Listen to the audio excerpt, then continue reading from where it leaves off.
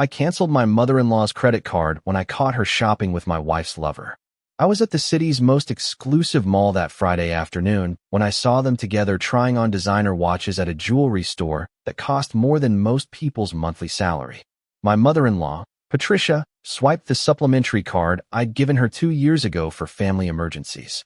Meanwhile, that man, the same one I'd seen kissing my wife 3 weeks ago, smiled and tried on a Rolex he clearly couldn't afford with his own money. The clerk was wrapping 2 other boxes when I took out my phone. I dialed the bank's number and, without a tremor in my voice, I said, "I want to cancel the card ending in 4729 immediately." Patricia and the lover were still laughing, unaware that at that very moment I had just cut off their access to my resources. What neither of them knew was that this wouldn't be the only cut they'd make that day. My name is Matthias. I'm 34 years old, and until 3 weeks ago I thought I had a solid marriage with Camila. We'd been married for 8 years, no kids, 'cause she always said it wasn't the right time yet. I worked as an operations manager at an international logistics company with a more than decent salary that allowed us to live comfortably in a 3-bedroom apartment in an exclusive residential area. Camila was an architect, although in the last 3 years she'd stopped practicing actively, saying she wanted to take time to find her true passion.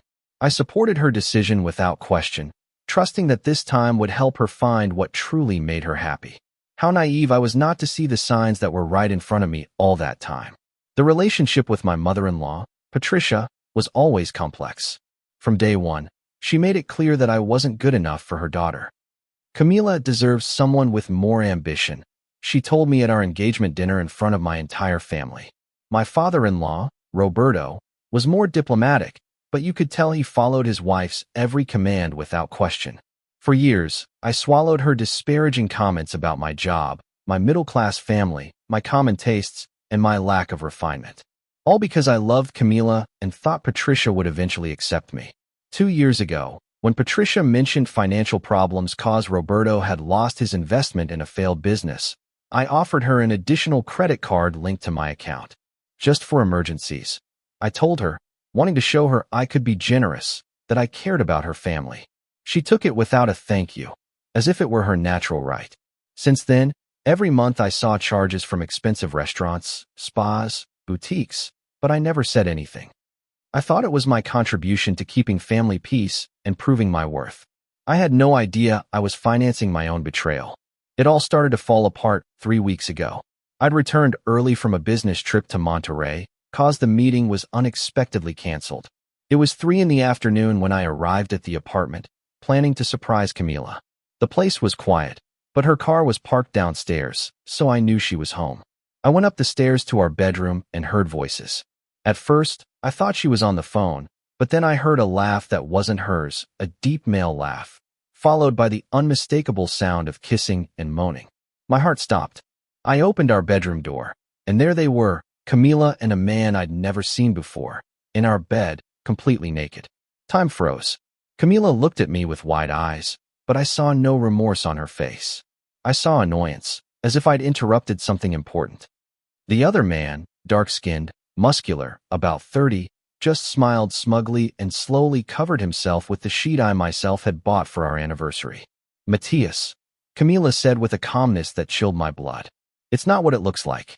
That phrase, the one all traitors use when caught red-handed. I stood there, unable to process what I was seeing. "It's not what it looks like," I repeated, my voice sounding strangely calm, considering the hurricane I felt inside. Camila got up, putting on a robe with the utmost tranquility. "We need to talk," she said. The other man, whose name I'd later find out was Diego, got dressed without hurry, as if he were in his own house. "I'll call you later," he told Camila, kissing her on the lips in front of me before leaving. That kiss was like a dagger straight to my chest. She hadn't only betrayed me, but she had the audacity to do it openly, without any shame. When Diego left, Camila looked at me and said something I'll never forget. "You have no right to judge me. I've been unhappy for years. Diego makes me feel alive in a way you never could." Each word was like a blow. 8 years of marriage, of unconditional support, of working like a dog to give her the life she wanted, and it all came down to this. I was insufficient. I asked her how long this had been going on. 2 years, she replied without hesitation. 2 years. While I worked overtime to maintain our lifestyle, while I gave her space to find herself, she was with another man. I asked if my mother-in-law knew. Her silence was answer enough. Mom understands that sometimes people change, that sometimes we make the wrong initial choices, she finally said. At that moment, I understood this was bigger than a simple affair. It was a complete family betrayal. That night, I slept on my best friend Bruno's couch. I needed time to process, to decide what to do. Bruno, who had always been direct and honest with me, said something that resonated deeply. Matthias, infidelity is one thing, but for your mother-in-law to know and hide it from you, that's something else. This family has been using you like an ATM while disrespecting you. It's time to open your eyes. He was right. Over the next few weeks, while Camila acted as if nothing had happened, I started investigating. I reviewed the statements of the card I'd given Patricia. What I found left me cold. Thousands and thousands of pesos in purchases that clearly weren't just for her. Restaurants for two, hotels, men's clothing in sizes that didn't match Roberto's, expensive gifts, all paid for with my money. Patricia not only knew about her daughter's affair, she was actively financing it. That's when I decided to follow Patricia. It sounds pathetic, I know, but I needed to confirm what I already suspected. I followed her for 3 days. The first day I saw her having lunch with Camila at an exclusive Italian restaurant. The second day I saw her go into a luxury spa. But the third day, Friday afternoon, I saw her enter the mall with Diego. There was my mother-in-law, the woman who had treated me like trash for 8 years, laughing and buying expensive gifts for her own daughter's lover. I followed them discreetly to the jewelry store. I saw Diego trying on watches that cost more than 50,000 pesos. I saw Patricia pull out my card without hesitation. At that moment, something inside me broke for good. It wasn't just rage or pain, it was absolute clarity. These people had never respected me, never valued me. I was just a means to finance their lifestyle and their lies. I took out my phone and called the bank. I want to cancel the card ending in 4729, I said, not taking my eyes off Patricia and Diego. The operator asked for confirmation. Yes, immediately. And I want a detailed report of all charges from the last 2 years. As I spoke, I saw the exact moment Patricia's card was declined. The clerk said something to her. She frowned, tried again, declined again. Diego looked at her, confused. Patricia took out her phone, probably to call me, but I was already leaving the mall. I wasn't going to give her the satisfaction of an immediate explanation. I wanted her to feel the desperation, the helplessness of losing access to what she considered her right, because that was exactly what I had felt when I discovered my marriage was a lie. As I drove back to Bruno's, my phone started blowing up with calls and messages. Patricia, Camila, even Roberto. I ignored them all. I had a plan forming in my mind, and I wasn't going to let it be ruined by their excuses or manipulations. That night, sitting in Bruno's apartment with a beer in my hand, I began to organize all the evidence I'd gathered over the past few weeks. Photos of Camila and Diego together that I had discreetly taken, screenshots of messages between them that I found on an old tablet we shared, the detailed statements of Patricia's card, showing all the suspicious expenses. Bruno looked at me and said, "What are you going to do with all that?" I smiled for the first time in weeks. I'm going to make sure they face the consequences of every single one of their decisions. Because if I learned anything from this betrayal, it's that people only respect what they're afraid to lose. The next day, Saturday morning, my phone had 37 missed calls and 23 text messages. Patricia had sent 12 messages, each one more desperate than the last. The first were of confusion. "Matthias, there's a problem with the card. Can you check?" Then came the indignant ones. "It's disrespectful to cancel my card without telling me. I'm your wife's mother." And finally, the poorly disguised pleas. "We need to talk urgently. This is important." Camila had also written, but her messages were different. They didn't plead, they demanded. "Stop acting like a child. Come home now." As if she had any right to demand anything from me after what she did. Roberto, the eternal mediator, had sent only one message. "Son, I know you're upset, but we need to resolve this like adults." I deleted everything without replying. Bruno had left his apartment to me that weekend, going to his girlfriend's to give me space. I used that time to meticulously organize my next move. First was securing my finances. I called my bank and opened a new account, completely separate from any ties to Camila. I transferred 80% of our shared savings to that new account.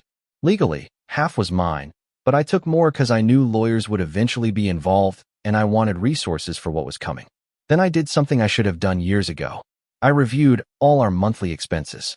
The apartment was in my name because I had made the full down payment when we got married. The utilities, the car Camila used, everything was linked to my accounts. For 8 years, I had been the only real provider while she searched for her passion, and apparently, she found it in Diego's arms. That afternoon, I decided to pay a surprise visit to someone who needed to know the truth. Roberto, my father-in-law. Despite being dominated by Patricia, Roberto had always been relatively decent to me.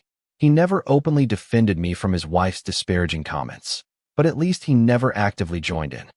I drove to their house, a modest property compared to their previous lifestyle, a direct consequence of the bad investment that had left them in financial trouble. I rang the bell. It was Roberto who opened. His expression was one of surprise mixed with relief. "Matthias, thank God. Patricia is very upset about the card. Please come in. We need to clear up this misunderstanding." I followed him inside, where Patricia was sitting in the living room. Her face showed a mix of fury and anxiety I'd never seen before. Camila was there too, her arms crossed, her expression defiant. It was a family ambush, but I'd come prepared. "There's no misunderstanding," I said before any of them could start with their excuses. I took out my phone and opened the folder where I'd saved all the photos. 3 weeks ago, I found Camila in our bed with her lover. 2 days ago, I saw Patricia at the mall buying expensive gifts for that same man, using the card I gave her for family emergencies. The silence that followed was absolute. Roberto looked at me confused, then at Patricia, then at Camila. "What is he saying?" he asked, his voice trembling slightly. Patricia opened her mouth to speak, but I continued. "Your wife has been using my money to finance your daughter's affair for at least 2 years. And not only that, she has been actively helping her keep this betrayal secret." I showed Roberto the photos, Camila and Diego kissing in a restaurant, entering a hotel together, embracing in a park. Then I showed him Patricia's card statements, highlighting the suspicious charges. Roberto took the phone with trembling hands, looking at each picture, each charge. His face went from shock to disbelief and finally to something that looked like deep disappointment. "Patricia," he said hoarsely, "is this true?" My mother-in-law stood up, her posture defensive. "Roberto, don't you understand?" Camila was unhappy. "Diego makes her happy in a way Matthias never could. As her mother, it's my duty to support her." The words came out of her mouth as if they were perfectly reasonable, as if betraying someone who had financially supported her family for years was justifiable. Roberto looked at her as if seeing her for the first time. "Your duty? Your duty is to help our daughter cheat on her husband? To use Matthias's money to buy her lover gifts?" Patricia lifted her chin defiantly. "Matthias was never good enough for Camila. We always knew it. Diego is different. He's passionate, exciting. Camila deserves to be happy." Camila, who had been quiet until then, finally spoke. "Dad, Mom's right. Matthias is boring, predictable. He works all the time, never wants to do anything exciting. Diego makes me feel alive." Every word was like a knife, but strangely they didn't hurt me in the same way anymore. I'd spent the last few weeks processing my pain, and now what I felt was something different, a cold determination to make sure they faced the consequences. "Boring and predictable," I repeated slowly. "You mean boring because I worked 60 hours a week to maintain our lifestyle while you searched for your passion? Predictable because I paid all the bills, the apartment, your car, while you contributed nothing financially?" Camila looked at me with disdain. "Money isn't everything, Matthias. There are more important things in a marriage." I laughed, a dry, bitter laugh. "You're right. Money isn't everything. That's why it's so interesting that your mother spent over 200,000 pesos of my money in the last 2 years on things that clearly weren't for her or your father." Roberto sank onto the couch, his face pale. 200,000 pesos. I nodded. 213,542 pesos to be exact. All documented. Luxury restaurants, hotels, men's clothing, jewelry. All paid for with a card I gave for real family emergencies. Patricia tried to justify herself. Those expenses were necessary. Camila needed to be able to see Diego without worries. As her mother, I just wanted. "What did you want?" Roberto interrupted, standing up abruptly. His voice had risen, a rare thing for him. You wanted to help our daughter destroy her marriage? You wanted to use the money of a decent man who helped us when we were in trouble to finance an affair. Patricia looked at him, surprised. She clearly didn't expect that reaction from her usually submissive husband. Roberto, don't be dramatic. Matthias can afford those expenses. He has a good job, it doesn't affect him. It's not about whether I can afford it or not, I said firmly. It's about respect, loyalty, about not using someone as a bank while you betray them behind their back. I addressed Camila directly. For 8 years, I loved you unconditionally. I supported you in everything. When you decided to quit your job, I supported you without question. When your mother needed help, I gave without expecting anything in return. And this is how you repay me. Not just with infidelity, but by having your mother finance your betrayal with my own money. Camila shrugged, an expression of indifference on her face that was completely foreign to me. I didn't ask you to do any of that. You decided to be the perfect provider. I just accepted what you offered. That coldness, that complete lack of remorse confirmed I had made the right decision by coming here. This woman wasn't who I thought she was. Maybe she never was. Roberto approached me, his expression one of deep shame. Matthias, I didn't know anything about this. You have to believe me. If I had known Patricia was. That Camila was, his voice broke. I know. I said with more kindness than I felt. That's why I came to show you this in person. 'Cause you deserve to know the truth of what's been happening in your own family. Roberto looked at his wife and daughter with an expression that mixed disappointment, pain, and something that seemed like disillusionment. How could you? How could you do this to someone who has only treated us with respect and generosity? Patricia tried to approach him, but Roberto held up his hand, stopping her. No, I don't want to hear any more justifications. What you did is wrong, deeply wrong. He turned to me. What are you going to do now? I took a deep breath. I'm going to divorce Camila. I'm going to recover everything that's legally mine, and I'm going to make sure this family never has access to my resources again. Camila stood up abruptly. Divorce? Matthias, don't be ridiculous. We can work this out. I can end things with Diego if that's what you want. I looked her directly in the eyes. End things? Camila, you were with him for 2 years. 2 years you looked me in the face every day and lied to me. 2 years your mother used my money to facilitate everything for you. No, there's nothing to work out. This ended the moment you decided to betray me. Patricia approached, her tone now pleading. Matthias, think about what you're doing. We're family. Families solve their problems. No, I replied firmly. Families respect each other. Families don't use their members as ATMs while betraying them. You never saw me as family. You saw me as a means to maintain your lifestyle. I took an envelope from my jacket and placed it on the table. This is a notice from my lawyer. The divorce papers will arrive next week. And Patricia, if you try to use that card again, I'll report you for fraud. Patricia's face turned red with anger. Fraud? You dare threaten me with? It's a fact, I interrupted. You used a card I gave you for family emergencies to finance your daughter's affair. I have all the receipts, all the proof. Any judge will see exactly what you did. Roberto sat down again, his head in his hands. This is a nightmare. I felt a pang of sympathy for him. I'm sorry, Roberto. I'm sorry you have to find all this out this way, but you deserve to know the truth. I headed for the door, but before leaving, I turned to Camila one last time. I hope Diego is worth everything you're losing. 'Cause you're not just losing a marriage, you're losing someone who truly loved you. Camila looked at me with that same indifference. I'll find a way to get by. I always do. Those words confirmed everything I needed to know.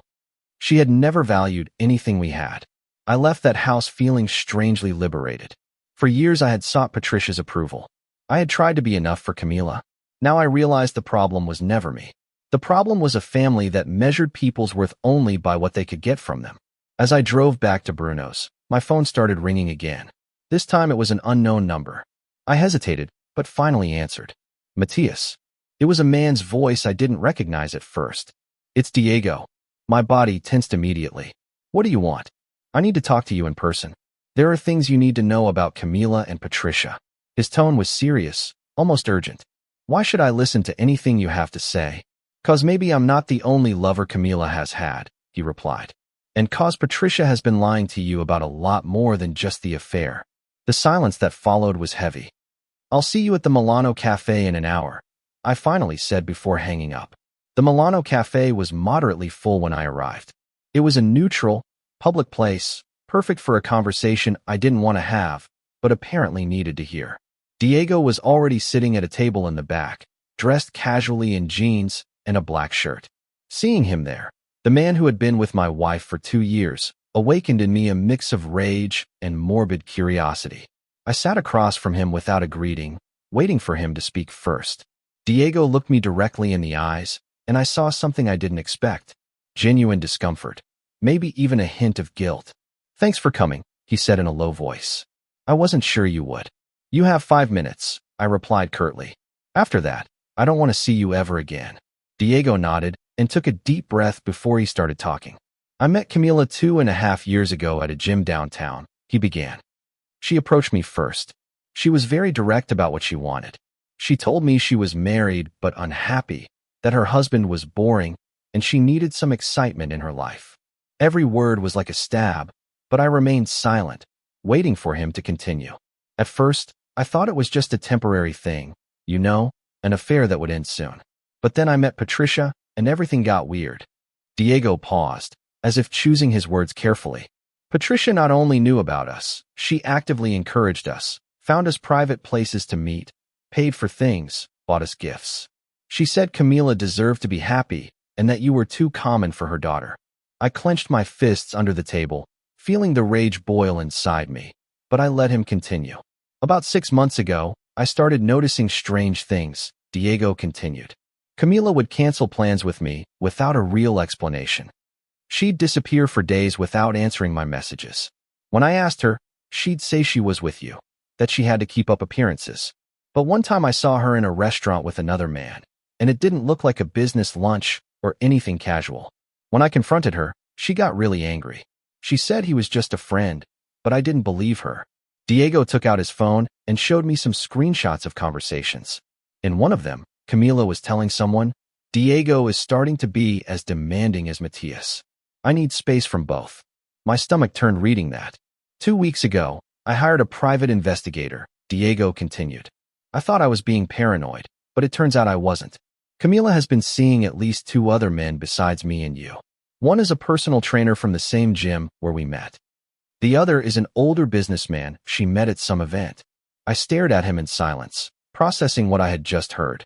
Camila hadn't only betrayed me, she betrayed me with multiple men at the same time. And Diego, whom I thought was the only lover, was also a victim of her lies. "Why are you telling me this?" I finally asked. Diego sighed.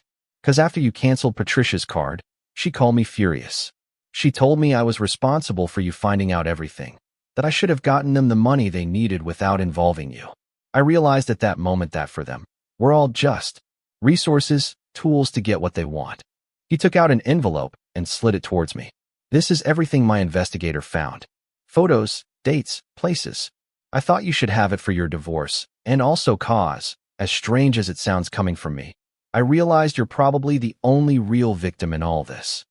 At least I knew I was the lover. You thought you had a real marriage."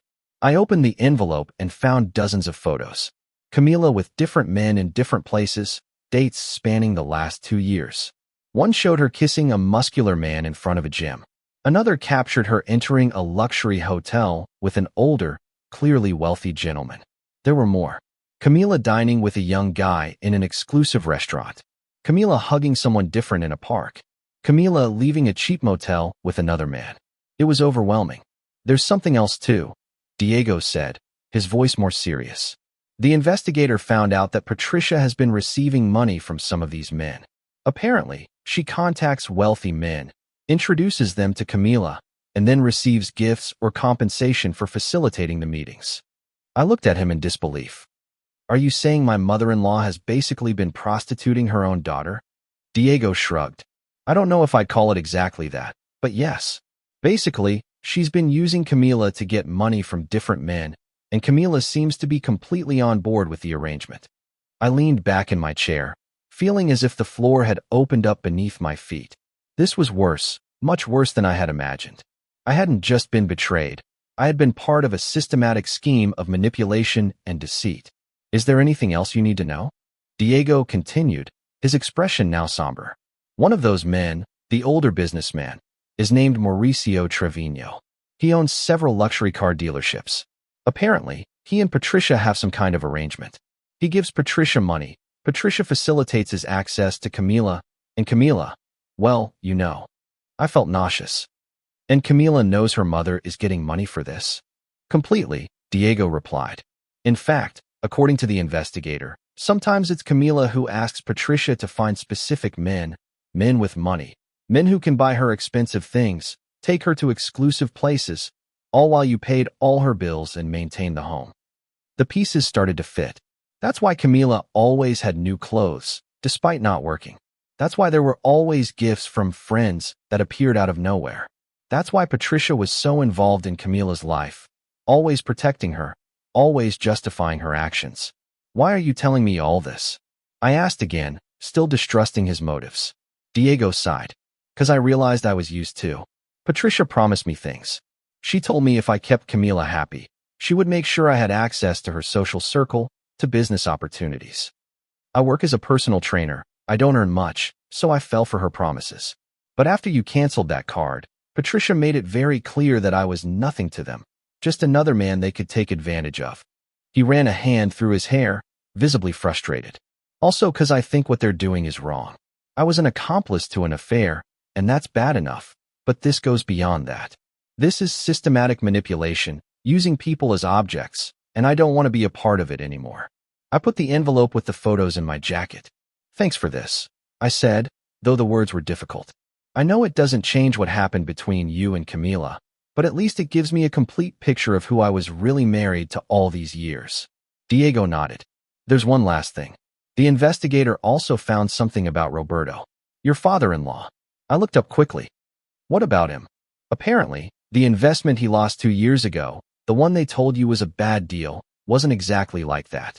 Patricia took that money without Roberto knowing and gave it to a friend who turned out to be another of the men Camila was involved with at the time. The guy disappeared with the money, and Patricia told Roberto the investment had failed. I closed my eyes, feeling a mix of rage and sadness. Roberto, who had always been decent to me, had been deceived and robbed by his own wife. That's why they needed your financial help. I continued, finally understanding. Not because of a bad investment, but because Patricia stole their money.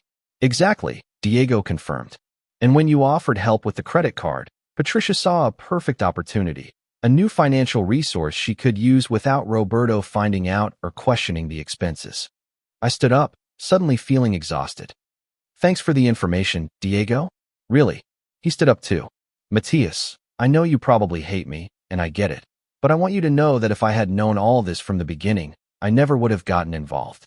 For what it's worth, I'm sorry. I looked at him for a long moment. Part of me wanted to hit him, to yell at him, to blame him for everything. But the truth was, he had also been manipulated, used, and discarded. Just stay away from them, I finally said. And if Patricia or Camila try to contact you again, ignore them. They're not worth it. Diego nodded. I already did. I blocked their numbers the day you canceled the card, and I saw their true colors. I left the cafe with the envelope in my jacket, containing evidence that would completely change the course of my divorce.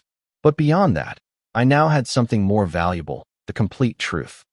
And with that truth, I was going to make sure that Camila and Patricia faced every single consequence of their actions. That night, back at Bruno's apartment, I spread all the photos and documents on the table. Bruno, who had arrived early from his girlfriend's house, looked at all the material with a shocked expression. This is incredible, Matthias. Camila didn't just betray you. She played you for a fool for years. I nodded, feeling a lump in my throat. And my mother-in-law organized everything.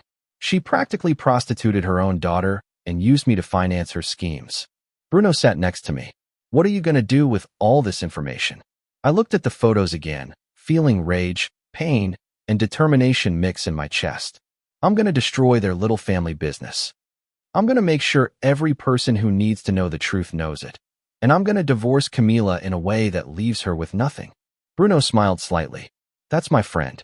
It's about time you stop being the nice guy who lets himself be walked all over. The next day, Monday morning, I went straight to the office of Andres Maldonado, a lawyer specializing in complicated divorces whom Bruno had recommended. Andres had a reputation for being relentless, but fair, exactly what I needed. I showed him all the evidence. Diego's photos, Patricia's card statements, the messages, everything. Andres reviewed each document meticulously, his expression growing more serious with each page. "This is pure gold for a divorce case," he finally said.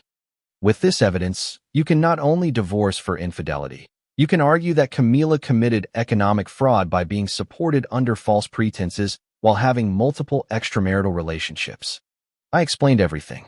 How I had been the sole provider for years, how Camila had stopped working supposedly to find herself, how my mother-in-law had used my card to finance the affairs. Andres listened to everything, taking occasional notes. "Besides the divorce for infidelity, we can sue for restitution of the funds your mother-in-law misused," Andres continued. "You have clear documentation that this card was for specific family emergencies, and the expenses clearly show it was used for other purposes. We can also include a no-contact clause and ensure Camila has no access to any of your assets or properties." "I want everything," I said firmly. "The apartment is in my name. I paid for it. The car Camila uses, I also paid for it. I want her out of my life with nothing more than the clothes she can carry." Andres nodded. "With this evidence, that's completely possible. In fact, it's likely the judge will rule entirely in your favor, considering the magnitude of the deception." I felt a small relief hearing that. At least the legal consequences were on my side. Andres and I spent the next 2 hours planning the entire strategy. The divorce papers would be served that same week, before Camila or Patricia could react or try to hide additional evidence. When I left Andres's office, I felt more in control than I had in weeks. I had a plan, I had solid evidence, and I had a competent lawyer on my side. But there was one last thing I needed to do before all this became official. Talk to Roberto again. He deserved to know the whole truth about what his wife had been doing, not just with the money, but with their own daughter. I drove to his house again, this time unannounced. Roberto opened the door, his face showing the exhaustion of someone who hadn't slept well in days. "Matias," he said, surprised. "What are you doing here? I need to talk to you alone. Is Patricia home?" Roberto shook his head. "She left with Camila an hour ago. They said they had things to do." "Perfect. Good. 'Cause what I have to tell you is something you need to hear without them present." Roberto let me in, and we sat in the same living room where days before I had shown them the first evidence of the affair. I took out the envelope Diego had given me and handed it to Roberto. "Before you open this, I need you to prepare yourself. What you're about to see will completely change what you think of your wife and your daughter." Roberto looked at me with concern but opened the envelope. I watched as his expression changed while he reviewed the photos and documents. Shock, pain, disbelief. It all passed over his face in a matter of minutes. This can't be real," he finally murmured. "Camila with all these different men. And Patricia," his voice broke. "Roberto, there's more," I said gently but firmly. "The investment you lost 2 years ago, the one they told you was a bad deal. Patricia took that money and gave it to one of the men Camila was involved with. She lied to you about everything."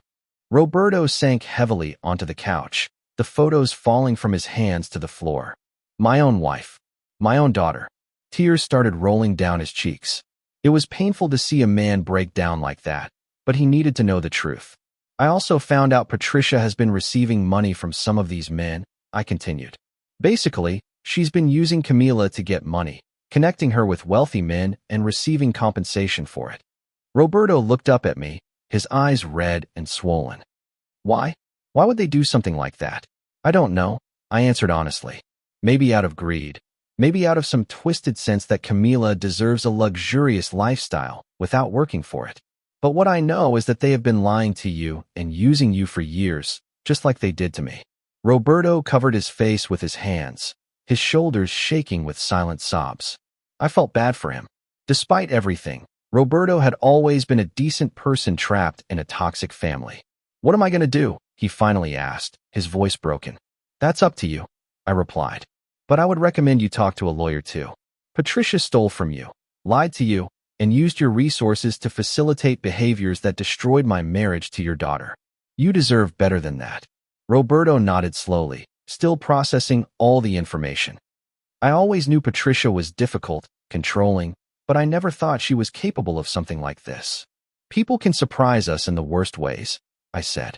Believe me, I didn't think Camila was capable of all this either. We sat in silence for a moment. Two men who had been betrayed by the women they loved, united in our pain and disillusionment. Finally, Roberto spoke again. Thank you for telling me the truth, Matthias. I know you didn't have to. Many men in your position would have just left and let us sink without knowing why. I'm doing it 'cause you were always decent to me, I replied. And 'cause no one deserves to live in the darkness of lies like these.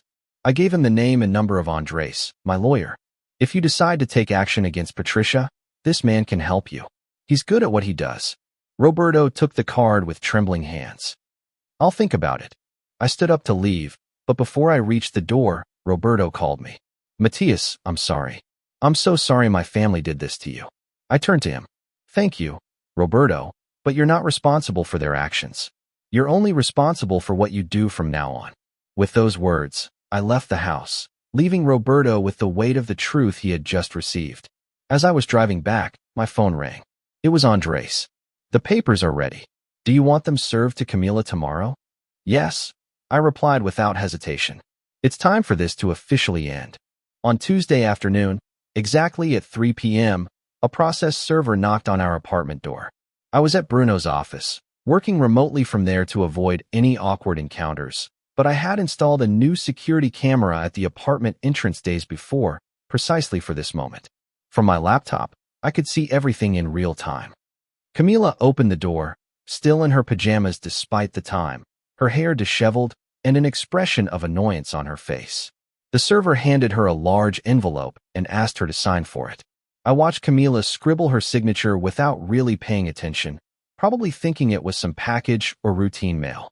The server left, and Camila closed the door, tearing open the envelope as she walked back into the living room. I watched her expression change dramatically as she read the first lines of the document. Petition for divorce on grounds of infidelity. Her face went from confusion to shock, and then to something that looked like genuine panic. My phone started ringing almost immediately. It was Camila. I let it ring until it went to voicemail. She called again. I ignored the call again. On the security camera, I saw her dialing frantically, pacing back and forth in the living room. Then the text messages began. Matthias, what is this? You can't be serious about this divorce. We need to talk now. This is ridiculous. You're overreacting. Every message that came in gave me more satisfaction. For the first time in weeks, I was in control of the situation. Half an hour later, my phone rang again, but this time it was Patricia. I ignored her too. Patricia's messages were different from Camila's, more calculating, more manipulative. Matthias, I know you're upset, but divorce isn't the solution. Think about everything we've built as a family. Don't make impulsive decisions you'll regret later. Roberto is very upset about all this. Don't cause this family any more harm. Each message revealed more about her true nature. There were no apologies, no admission of guilt, only attempts at manipulation and control. Bruno was sitting next to me, reading the messages over my shoulder. They're incredible, he said with a mix of awe and disgust. Even now, when they're clearly cornered, they still try to manipulate you. It's all they know how to do, I replied. Manipulate, lie, use people. But it's over. My phone rang one more time, but I didn't recognize this number. I hesitated for a moment before answering. Matthias. It was an older man's voice I didn't recognize. This is Mauricio Trevino. I think we need to talk. The businessman Diego had mentioned, the one who apparently had an arrangement with Patricia. I have nothing to talk to you about, I replied coldly. Wait, please, he said quickly. I know you probably hate me for my role in all this, but there are things you need to know, things about Patricia and Camila that go beyond what you've probably already discovered.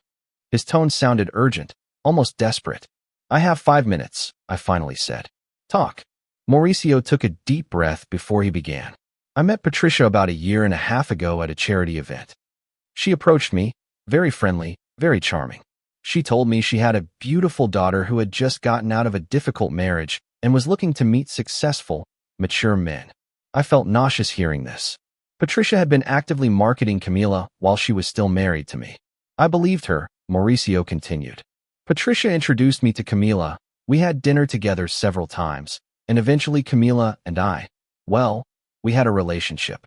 I bought her things, took her to nice places, gave her money occasionally when she said she needed it, and I also gave money to Patricia as a sort of compensation for facilitating our meetings. Did you know Camila was married? I asked directly. There was an awkward silence. Not at first, he finally admitted. Patricia told me she was divorced. It was only about 3 months ago that I found out the truth when I saw Camila with her wedding ring in a photo she accidentally posted on social media before quickly deleting it. When I confronted her about it, Mauricio continued, Patricia told me the marriage was just on paper, that you and Camila had an open arrangement, that you were okay with everything. I wanted to believe her cause, well, because I had grown fond of Camila, but something never felt right. Why are you calling me now? I asked, though I already had an idea. Cause yesterday Patricia called me demanding money. 50,000 pesos. She said it was a family emergency and that I owed it to her for everything she had done for me. When I said no, she got aggressive. She threatened to tell my wife about Camila if I didn't pay. Now I understood. Patricia was desperate cause she had lost access to my money and was trying to squeeze all the men she had connected with Camila. She also threatened to say I had forced her, Mauricio added, his voice trembling slightly. That if I didn't pay, she'd invent a story that I had abused Camila. That's why I'm calling you. Cause I realized Patricia is dangerous and she's probably been playing this same game with many other men. Do you have evidence of your conversations with Patricia? I asked, my mind already working on how this could strengthen my case. Yes, I have text messages, emails, even some call recordings. I saved them cause my gut told me I might need them someday. I need you to send me all of that, I said firmly. It's going to be used in my divorce lawsuit and possibly in legal action against Patricia. Mauricio immediately agreed. I'll send you everything. And Matthias, I'm sorry. I'm sorry for being a part of this. If I had known the whole truth from the beginning, I never would have gotten involved. Just send me the evidence, I replied before hanging up. Bruno looked at me with an astonished expression. This just gets worse and worse. Or better, depending on how you look at it, I replied. Every piece of evidence that comes up makes my case stronger. Sure enough, 20 minutes later, my email received dozens of files from Mauricio, screenshots of conversations where Patricia explicitly asked for money in exchange for time with Camila, emails coordinating meetings, and most shockingly, audio recordings where Patricia threatened Mauricio if he didn't pay. That night, as I reviewed all the new evidence with Bruno, my phone rang again. This time it was Roberto. Matthias. His voice sounded tired but determined. I spoke with the lawyer you recommended. I'm going to divorce Patricia. I was surprised to hear that, though in retrospect, I shouldn't have been. Are you sure? I asked. Completely, he replied. After you left yesterday, I started looking into our finances more carefully. Patricia has been taking money from our savings account for months without telling me. When I confronted her about it today, she didn't even try to deny it. She told me it was her money too and she could do whatever she wanted with it. Roberto paused. But what finally decided it for me was when I told her I knew about the men, about how she had been practically prostituting our daughter. Do you know what she said? She told me I was a failure, that if I had been a better provider, she never would have had to look for other ways to get money, as if this was all my fault. I'm sorry, Roberto, I said sincerely. No one deserves to be treated like that. No, he replied. But at least now I know the truth, and thanks to you, I have the evidence I need to make sure Patricia doesn't get anything in the divorce.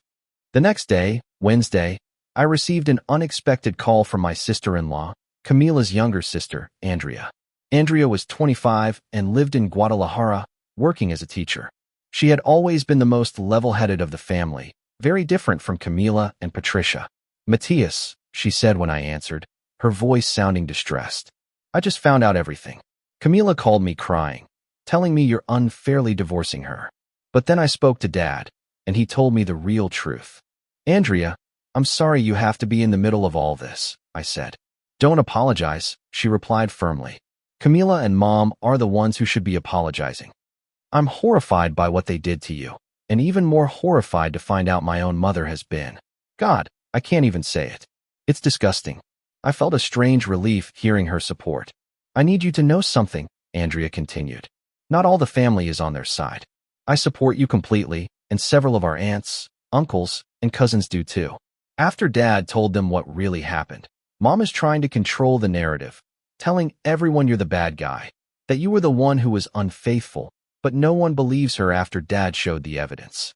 Thanks, Andrea, I said, feeling an unexpected emotion in my throat. That means a lot to me.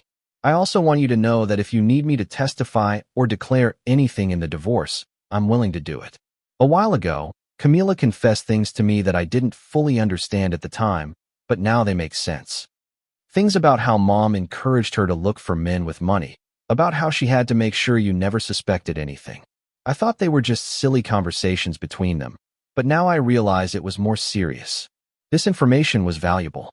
Would you be willing to talk to my lawyer? I asked. Absolutely, she replied without hesitation. I gave her Andres' contact information, and we agreed to stay in touch. After hanging up, I felt a bit more hopeful. Not all of Camila's family was like her and Patricia. There were decent people who saw things as they really were and weren't afraid to speak the truth. The rest of the week was a whirlwind of legal activity. Andres and I met several times to review all the accumulated evidence. Diego's photos, Mauricio's documents, Andrea's potential testimony, Patricia's credit card records. On Friday afternoon, Andres called me with important news. Matthias, I just received a call from Camila's lawyer. They want to negotiate. Negotiate what? I asked suspiciously. Basically, they're willing to accept a divorce without fighting over assets or alimony. If you agree not to press criminal charges against Patricia for the misuse of the credit card, and if you agree to keep all the evidence of the affairs private. I laughed bitterly. They're asking me to protect them after everything they did to me? It seems so, Andres replied. They're scared, Matthias. They know we have enough evidence to destroy them legally and socially. What's your recommendation? I asked, though I already knew my answer. It depends on what you want to achieve, Andres said carefully. If you just want to get divorced quickly and move on with your life, this offer gives you that without a long and costly trial. But if you want complete justice, for them to face real consequences for their actions, then you reject the offer and we go to trial. We go to trial, I said without hesitation. I want them to face every consequence of what they did, not just to me, but to Roberto, to the other men they manipulated, to everyone they hurt. Understood, Andres replied, with a tone that suggested approval. I'll communicate your decision. That night, while having dinner with Bruno in his apartment, my phone vibrated with a text message from an unknown number. You're making a mistake, Matthias. If you go to trial, you'll regret it. Patricia, trying to intimidate me one last time. I showed the message to Bruno, who shook his head. Even now, when they've clearly lost, they still try to control you with fear. I'm not afraid of them anymore, I replied, blocking the number. The only thing I'm afraid of is waking up one day and regretting not fighting for what was right. Bruno raised his beer. Then let's toast to doing the right thing, no matter how hard it is. We clinked our bottles, and for the first time in weeks, I felt truly at peace with my decisions. The following Monday, Andres officially filed the divorce lawsuit with all the evidence attached. We also filed a separate civil lawsuit against Patricia for fraud and misuse of funds. Roberto, following my example, filed his own divorce papers that same day. The small city where we lived didn't take long to find out. Rumors began to circulate quickly. Some were accurate, others exaggerated, but the damage to Camila and Patricia's reputation was evident. Patricia, who had always been so concerned with social appearances, was now the talk of every social circle she frequented. The hardest blow came when the exclusive country club Patricia belonged to revoked her membership after several members complained about her behavior. Camila, for her part, tried to maintain a victim facade on social media, posting vague messages about overcoming betrayal and finding your true self. But the comments on her posts told a different story. Several people, including Andrea, had started sharing the truth about what had really happened. By the end of that week, Camila's victim narrative had completely collapsed. Diego, who had also been contacted by some mutual acquaintances asking about the situation, decided to make his own post explaining how he had been manipulated by both Camila and Patricia. His brutal honesty about being used as part of a larger scheme resonated with many people and added more credibility to my version of events. Mauricio, although he decided not to make public statements to protect his own marriage, provided sworn affidavits to my lawyer detailing Patricia's extortions. Everything was lining up perfectly for the trial, but what no one, not even me, had anticipated was what Patricia would do when she felt completely cornered. On Thursday of that week, I received an urgent call from Roberto. Matthias, I need you to come to the hospital immediately. His voice sounded altered, almost frantic. What happened? I asked, feeling my heart race. It's Patricia. She tried to commit suicide. She took an overdose of sleeping pills. My blood ran cold. Despite everything Patricia had done to me, I never wanted it to come to this. Is she alive? I asked as I was already grabbing my keys. Yes, I found her in time, and we brought her here. She's stable, but the doctors say it was a close call. I drove to the hospital in a dazed state of shock. When I arrived, I found Roberto sitting in the waiting room, his face buried in his hands. Andrea was there too, having taken the first flight from Guadalajara. Camila was noticeably absent. Where's Camila? I asked as I sat next to Roberto and Andrea. Roberto looked up, his eyes red and swollen. I don't know. I called her dozens of times, but she's not answering. I left messages telling her her mother was in the hospital, but nothing. Andrea pursed her lips in evident disgust. That's typical of her. She always disappears when things get tough. A doctor came out of Patricia's room and approached us. Family of Patricia Ruiz? He asked. Roberto stood up immediately. I'm her husband. The doctor looked at all of us before continuing. Your wife is stable now. We managed to counteract the effects of the overdose in time. However, I need to inform you that after a preliminary psychiatric evaluation, we don't believe this was a genuine suicide attempt. We all looked at him, confused. What do you mean? Roberto asked. The number of pills she took was significant, but not lethal. Also, she called emergency services herself 15 minutes after taking them, giving her exact address and describing what she had done. The psychiatrist believes it was more a gesture of manipulation or a cry for help than a real attempt to take her own life. I felt a mix of relief and anger. Even in this, Patricia was trying to manipulate the situation, seeking sympathy and possibly trying to influence the legal proceedings against her. Can we see her? Andrea asked. The doctor nodded. Yes, but I warn you she's under psychiatric observation and medicated. She'll probably be drowsy. Roberto went in first, followed by Andrea. I stayed outside, unsure if my presence would be appropriate or even welcome.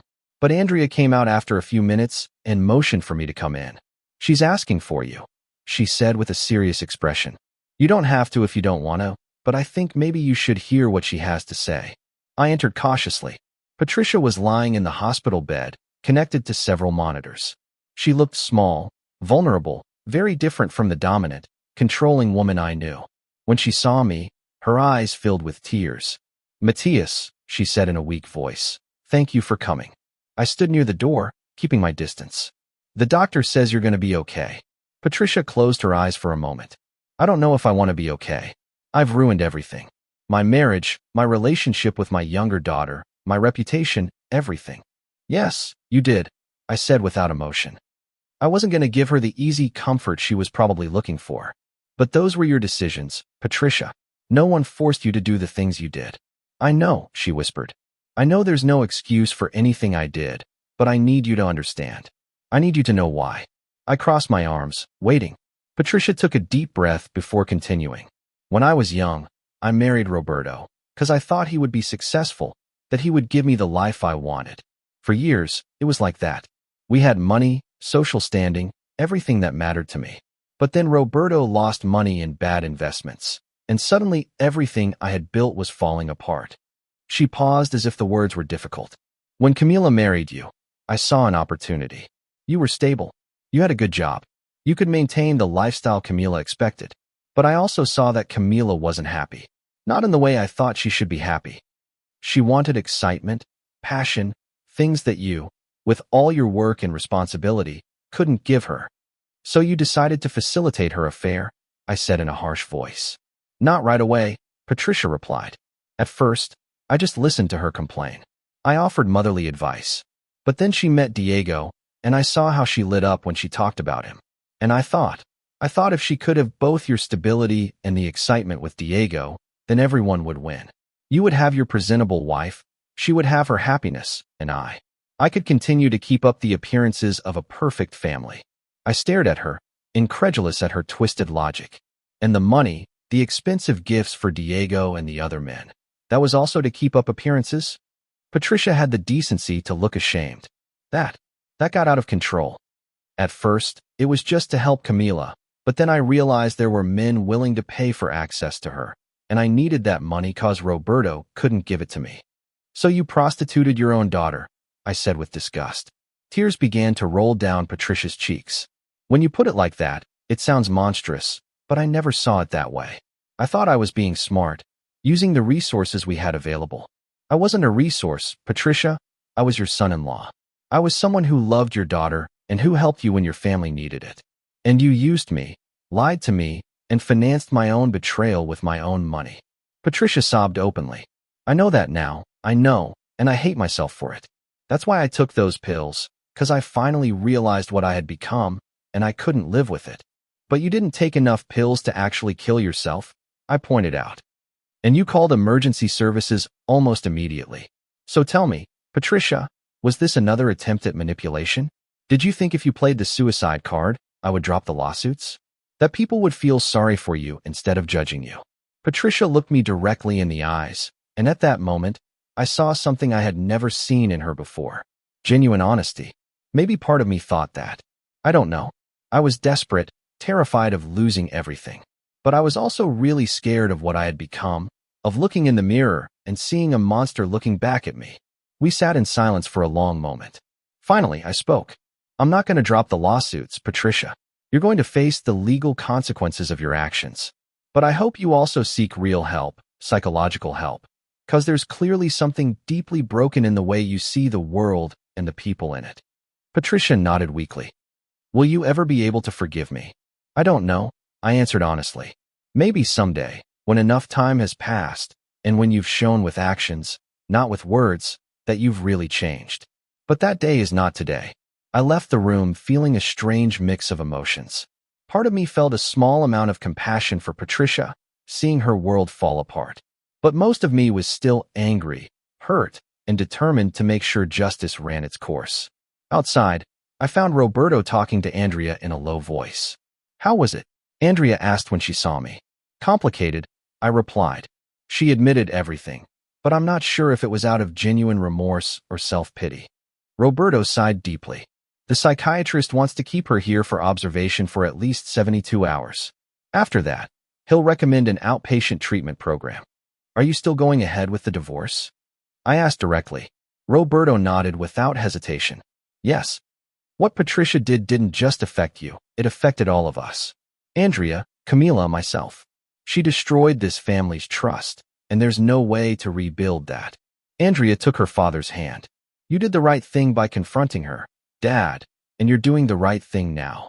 It was at that moment that Camila finally appeared, walking down the hospital hallway with a hurried pace, her makeup smudged as if she had been crying. But when she saw me, her expression immediately changed to one of rage. This is your fault, she yelled, pointing at me. My mother is here cause of you. Cause you decided to be vengeful and cruel. Andrea stepped between us. Camila, shut up. You have no right to blame Matthias for any of this. Of course you take his side, Camila spat. You were always the perfect sister who never understood anything. I understand perfectly, Andrea replied in a firm voice. I understand that you and Mom betrayed a good man.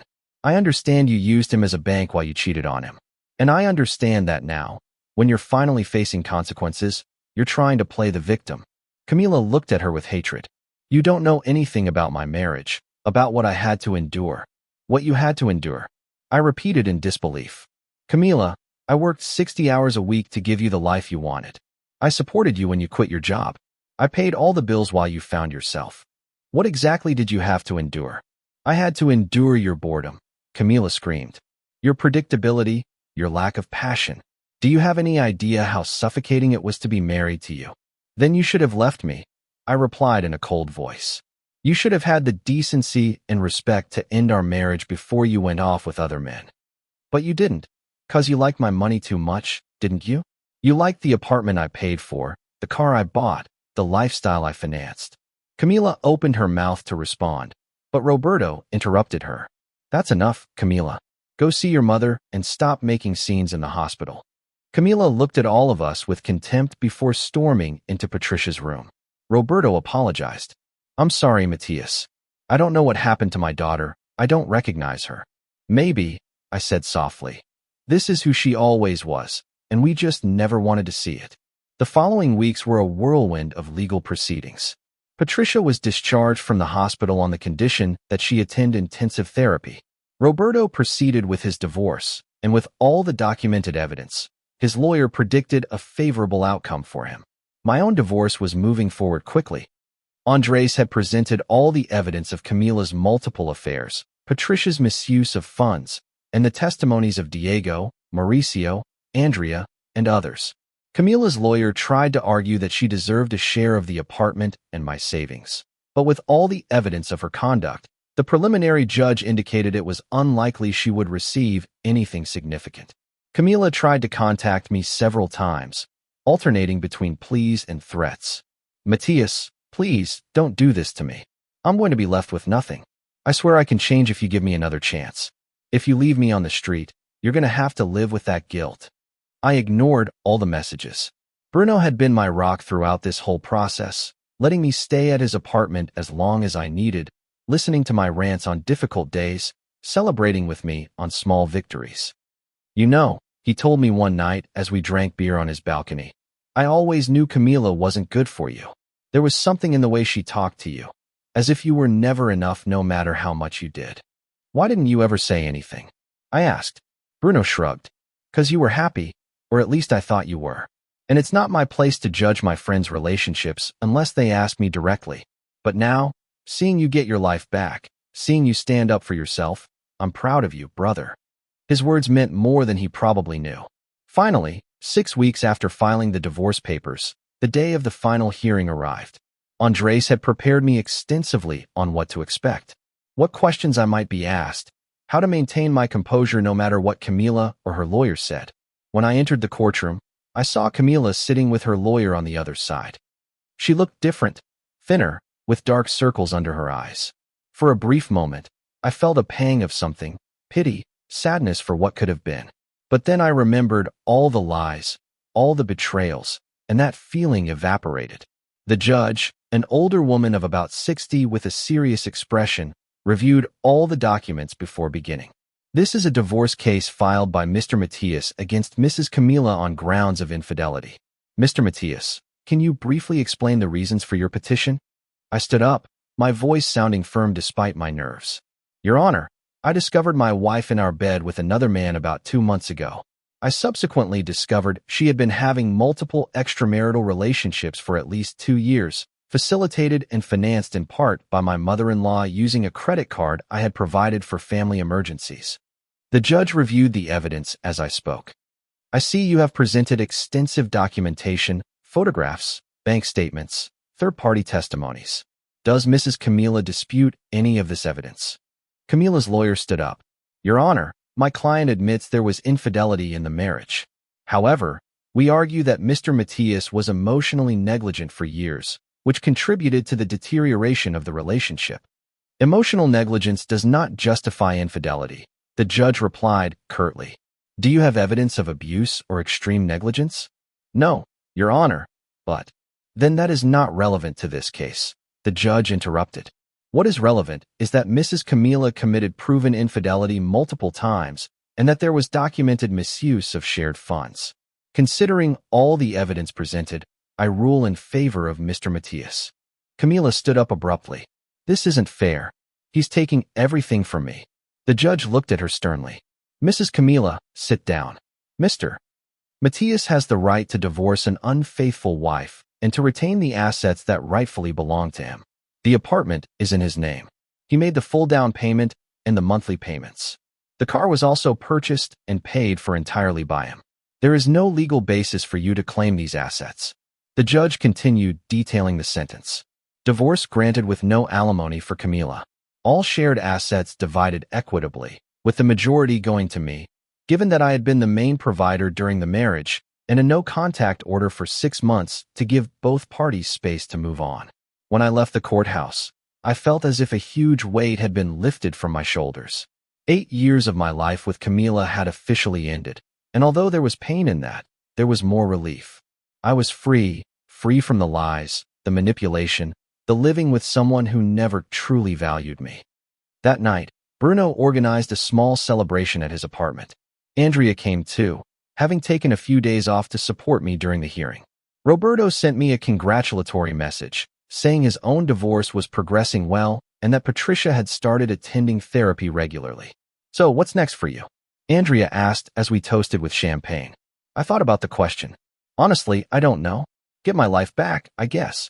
Get my apartment back. Maybe take a vacation, something I could never do because I was always working to maintain a lifestyle for someone who didn't appreciate it. Sounds perfect, Bruno said. And when you're ready, there are plenty of good women out there who will appreciate you for who you really are.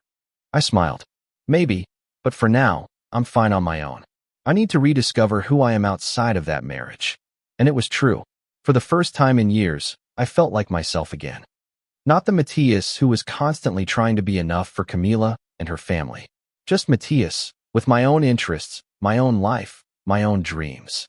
6 months after the divorce, my life had changed in ways I never imagined possible. I got my apartment back and completely redesigned it, eliminating every trace of Camila and creating a space that truly reflected who I was. The rooms that were once decorated according to Camila's taste now had my favorite books, my photography equipment that I had abandoned years ago, and a small home office where I could work without the constant pressure of keeping up appearances.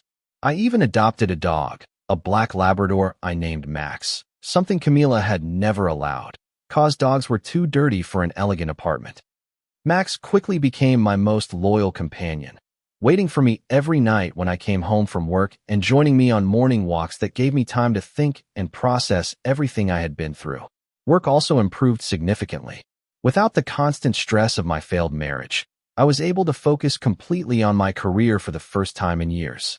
My boss noticed the change in my performance and offered me a promotion to regional director, a position that came with a substantial pay raise and more flexibility.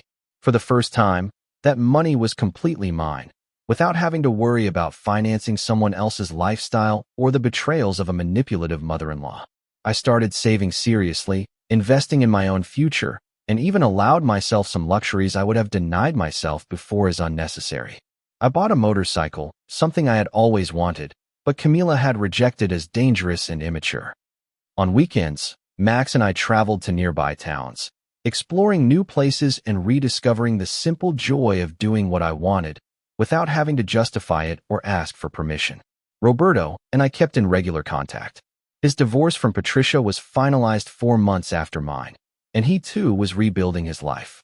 He had moved into a smaller but comfortable apartment, had taken up some hobbies he had abandoned during his marriage, and was working on rebuilding his relationship with Andrea. "It's strange," he told me during one of our monthly lunches, "but I feel freer now than at any time in the last 20 years. Patricia controlled every aspect of my life, and I let her.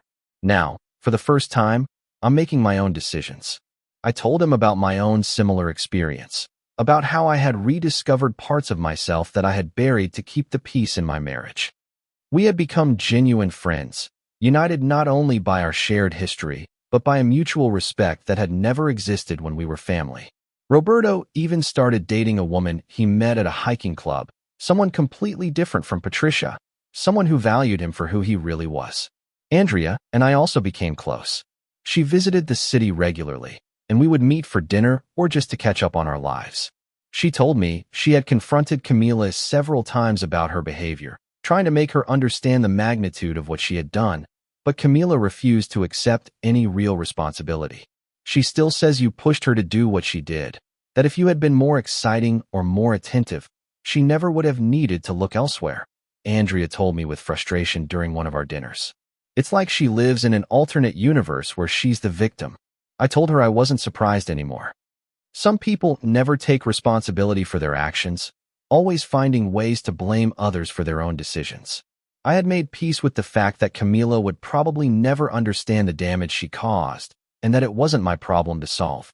Andrea told me Camila now lived in a small apartment shared with 2 roommates, working in a decoration store, cause she finally had to get a real job to support herself. Diego and the other men she had been involved with had completely disappeared from her life once the word got out about her manipulations. Patricia, according to Roberto, had completed an intensive therapy program and was living alone in a modest apartment on the outskirts of the city. She had lost most of her social friendships after the truth about her behavior became public and now worked as a receptionist at a dental office, a dramatic fall from her previous life as a socialite with no financial worries. Roberto told me she had tried to contact him several times to apologize, but he had kept his distance. I appreciate that she's in therapy and working on herself, he told me. But that doesn't mean I have to let her back into my life. Some wounds are too deep to heal. I completely understood that sentiment. Patricia had also tried to contact me once, sending me a long letter through Roberto, where she apologized for everything and asked for my forgiveness. I read the letter once. I acknowledged that it seemed sincere, but I didn't reply. Forgiveness was something I might be able to give her eventually, but it didn't mean I had to maintain any kind of relationship with her. The most surprising thing of all was that I started dating again, something I didn't think I'd be ready to do so soon. I met Elena at a photography exhibition I visited one Saturday afternoon. She was a professional photographer, the person behind many of the images on display, and we connected immediately over our shared passion for photography. Elena was different from Camila in every possible way. She was financially independent, had her own interests and career, and most importantly, was honest and direct in her communication. When I told her about my divorce, she didn't minimize what had happened or try to rush us into something serious. We all have a past, she told me simply. What matters is how we learn from it and how we decide to move forward. We started dating casually, without pressure or expectations, simply enjoying each other's company. Elena introduced me to her circle of artists and creative friends, people who valued authenticity over social appearances, and I found myself flourishing in that environment in a way I had never experienced in Camila's social circles. One afternoon, 8 months after the divorce, I was walking with Max in the park when I saw Camila. She was sitting alone on a bench, looking at her phone, and she looked tired and considerably older than the last time I had seen her in court. For a moment, I considered just continuing to walk, pretending I hadn't seen her, but something stopped me. Maybe curiosity, maybe the desire for final closure. I approached slowly. Camila. She looked up, surprised, and for a moment, I saw a flash of something in her eyes. Regret. Shame. Matthias, she said softly. Hi. We stood in awkward silence for a moment. Max sat next to me, watching her with canine curiosity. This is Max, I finally said, breaking the silence. I adopted him a few months ago. Camila smiled faintly. You always wanted a dog. Yes. Another silence stretched between us. How have you been? She finally asked, her voice sounding genuinely curious. Good, I replied honestly. Really good, actually. I got a promotion at work. I've been traveling, rediscovering hobbies I had abandoned. Life is good. Camila nodded, looking down. I'm happy for you. Really? And you? I asked, though part of me wasn't sure I wanted to know the answer. She shrugged. Surviving. I work at a store. I pay my own bills for the first time in years. It's different. Different how? I asked. Hard, she admitted. I never realized how much you did for me until I had to do it all myself. The work, the bills, the responsibility, everything I took for granted for years.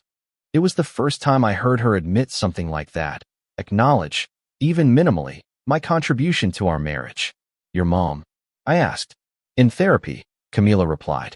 I think she's finally starting to understand the damage she caused. Andrea talks to her occasionally, but I still can't. Part of me blames her for everything. Even though I know that's not fair. I made my own decisions. That admission surprised me. It was the first time I heard Camila accept real responsibility for her actions. Do you ever regret it? I asked, the question slipping out before I could stop it. Everything. The lies, the betrayals. Camila looked me directly in the eyes, and I saw tears forming. Every day? Every damn day. I had something real, something good, and I destroyed it because I was too immature and selfish to appreciate it. You loved me. You really loved me, and I treated you like trash. The tears were now falling freely down her cheeks. I don't expect you to forgive me. I don't deserve your forgiveness. But I needed you to know that I do regret it, deeply. I looked at this woman with whom I had spent 8 years of my life. This woman who had been my wife, my partner, my deepest betrayal, and I realized I no longer felt rage towards her. I felt nothing, not love, not hate, just a kind of quiet indifference. I forgive you, I finally said, and the words felt liberating. Not 'cause what you did is okay, but 'cause I need to let it go to move on completely. I forgive you, Camila. Camila sobbed openly now. Thank you. God, thank you. But forgiving you doesn't mean I want you to be a part of my life. I continued gently but firmly. We've moved on in different ways, and I think it's best if we keep that separation. She nodded, wiping her tears. I understand. I just hope you find someone who values you the way I should have. You deserve to be happy, Matthias. I am, I replied. And it was true. I think for the first time in a long time. I really am. We said our goodbyes cordially, and as I walked away with Max, I felt as if a final chapter had closed, not with drama or rage, but with a simple acceptance that some things end and that it's okay to let them go. That night, I went out to dinner with Elena. I told her about the encounter with Camila, about how I had felt forgiving her and letting her go finally. Elena took my hand across the table. That takes a lot of strength, she said. A lot of people hold on to their anger 'cause it's easier than letting go. I don't want to live holding on to the past, I replied. I want to build a future. Elena smiled. Then let's build it together, without rushing, but with intention. And that's exactly what I did. The months turned into a year, and my life continued to flourish. Elena and I eventually moved in together, a decision we made after many honest conversations about our expectations, fears, and hopes. It was a completely different relationship from the one I had with Camila, built on open communication, mutual respect, and genuine support for each other's dreams. Roberto met Elena at a dinner we hosted and told me later that he had never seen me so genuinely happy. This is what you should have had from the beginning, he told me. Someone who sees you as a partner, not a provider. Andrea became one of Elena's best friends, and the four of us, Roberto with his new partner Mariana, Elena, Andrea, and I, met regularly for dinners, trips, and celebrations. We were a chosen family, not of blood, but of mutual respect and genuine affection. 2 years after the divorce, I received an unexpected text message from Camila. It was brief. I'm moving to Querétaro. New job, new life. Thanks for forgiving me. I wish you the best.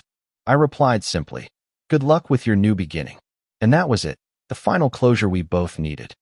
Patricia, as Roberto told me, had also made significant changes in her life. In addition to her ongoing therapy, she had joined a support group for people who had caused harm in their relationships and were working on repairing their behavior. Roberto had even had dinner with her once at Andrea's request and told me she was a genuinely different person, more humble and self-aware. I don't know if I'll ever have a real relationship with her again, he told me, but at least I can acknowledge she's doing the work to change. Reflecting on everything that had happened, I realized that Camila and Patricia's betrayal, although devastating at the time, had led me to a better life than I would have had if I had remained in that marriage. It had forced me to confront my own tendency to put others' needs before my own, to seek external validation instead of trusting my own worth. It had taught me that real love doesn't require you to lose yourself, that healthy relationships lift both people up instead of draining one for the benefit of the other. And most importantly, it had shown me that consequences are inevitable when we treat people as objects rather than as human beings with inherent value. Camila had lost a husband who genuinely loved her, a comfortable life she didn't have to work to maintain, and the respect of many people who had known her. Patricia had lost her marriage, her social standing, her relationship with her younger daughter, and years she could never get back. Diego and the other men had learned hard lessons about being accomplices in deceit. And I, although I had been the initial victim, had gained something invaluable: my freedom, my self-respect, and the opportunity to build an authentic life.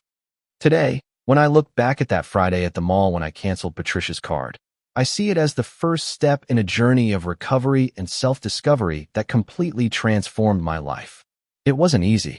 There were many difficult nights, many moments of doubt and pain, but every step was worth it.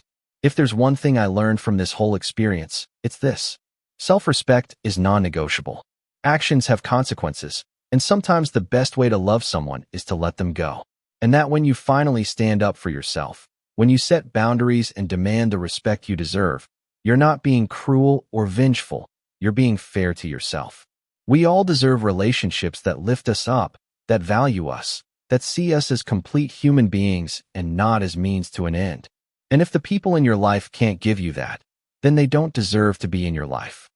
No matter how much you love them or how much time you've invested in those relationships. Today I'm happy, genuinely happy, in a way I never was during my marriage to Camila. I have a partner who values me, friends who support me, a career that satisfies me, and most importantly, I have my self-respect intact. And that, more than anything else, is what makes all the pain of the past worth it. Have you ever had to make the difficult decision to walk away from people you thought would always be in your life? Have you experienced betrayal from someone close to you? And how did you manage to recover? I'd love to read your experiences in the comments. And if this story made you reflect on your own relationships, don't forget to leave your like and subscribe to the channel. Thanks for joining me until the end of this story. Take care, and remember, you always deserve respect.